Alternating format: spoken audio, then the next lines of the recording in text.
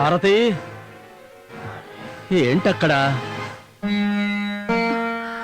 నువ్వేనా భారతి? అవును తాతయ్య.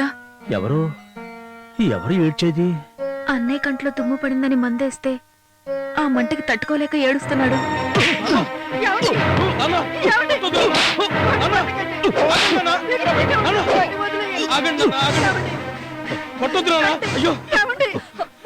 ఇక నువ్వు ఇంటికి రావద్దు. నేను చనిపోతే తలకూరి పెట్టడానికి నువ్వు చాలు. ఈ ఇంటి పరువు ప్రతిష్టలని మంటలో గెలిపిన నీలాంటి కొడుకు నాకు అసలు పుట్టలేదనుకుంటాను. నువ్వు ఒక్క నిమిషం కూడా కొనడానికి వీలేదు. ముందెక్కడి నుంచి నువ్వు పోరా బయటికి. ఏమండి వాడిని అలా అనొద్దండి. నాన్న వాడిని పంపించొద్దు నాన్న. నీకెలా చెప్పేది? పో.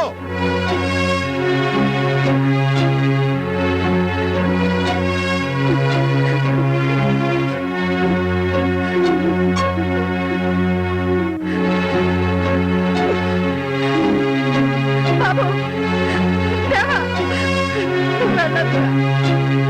దేవా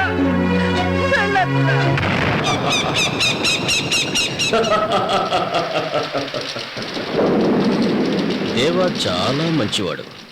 ఈ ఊరికే మానసపుత్రుడు యోగ్యుడు అయిన దేవా ఇప్పుడు ఏమైపోయాడు? కష్టం. మధు, నిన్నెప్పటి నుంచో ఒక విషయం అడుగుదాం అనుకుంటున్నాను.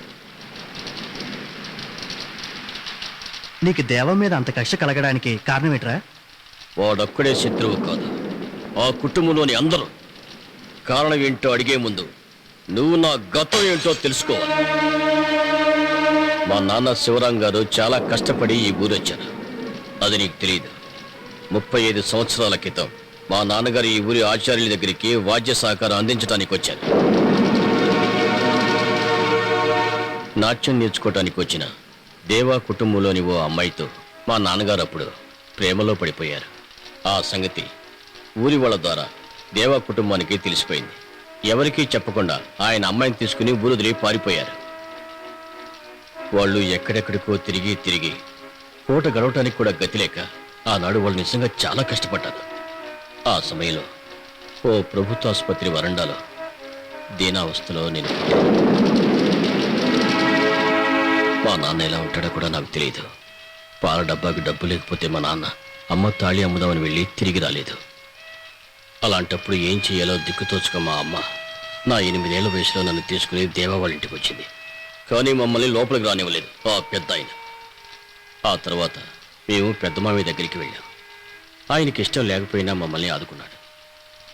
ఎప్పటికైనా మా నాన్న తిరిగి వస్తాడని ఎన్నో కలలు కంటూ ఎంతో ఆశగా చాలా రోజులు ఎదురు చూశాం. నీకు తెలుసా, నా కళ్ళ ముందే దేవా వాళ్ళ తల్లిదండ్రులతో ప్రేమను అనుభవిస్తూ ఉంటే అది చూసి తట్టుకోలేక ఎంతో కుమిలిపోయేవాడిని. ఒకసారి వాళ్ళ ఇంట్లో ఓ చిన్న తప్పు చేశాను. అది తెలిసి తెలియని వయసులో చేశాను. అక్కడున్న ఓ పాత దేవి విగ్రహాన్ని దొంగిలించాను. ఎవరికీ తెలియకుండా ఊరికి పారిపోవాలనుకున్నాను. కానీ నా ఆశలన్నీ అడియాసం చేశాడు ఆ దేవా.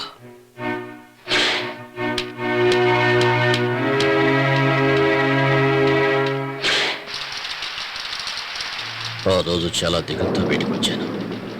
25 ఏళ్ల తర్వాత తిరిగి వచ్చినప్పుడు మా అమ్మ లేదు. జీవితం అంతా నా కోసం ఎదురు చూసి చాలా దీనావస్థలో చనిపోయింది ఆ పుణ్యాత్మురాలు.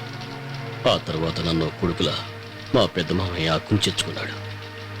నన్ను మోసం చేసిన ఆ దేవాన్ని ప్రేమించినట్టుగా నమ్మించాను, కాదు నటించాను. ఎప్పటికే నీ విషయం దేవాకి తెలిస్తే? తెలియాలి వాడికి. అందుకోసమే నేను ఇన్నాళ్ళు ఈ కష్టాలన్నీ భరిస్తున్నాను. ఆ రోజు నాన్సీ వాళ్ళ అన్నయ్యలు నాన్న ఇంటికి వచ్చి ఫోటో చూసి గొడవ చేసినప్పుడే ఆగిపోయింది ఆ దేవగాడి పెళ్లి.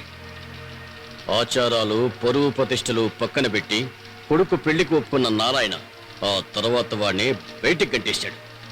ఒకప్పుడు ఆ ఇంటి నుంచి బయటికి గంటేయబడ్డ నేను ఇప్పుడు వాళ్ళ ఇంట్లోకి వెళ్తాను.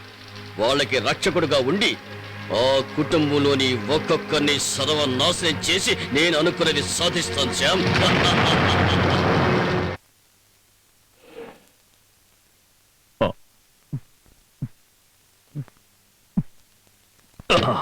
దేవ, ఏంటిది మరీ ఎక్కువ అవుతుంది. నేను విన్నదంతా మర్చిపోవాలంటే ఈ జన్మంతా తాగినా సరిపోదురా.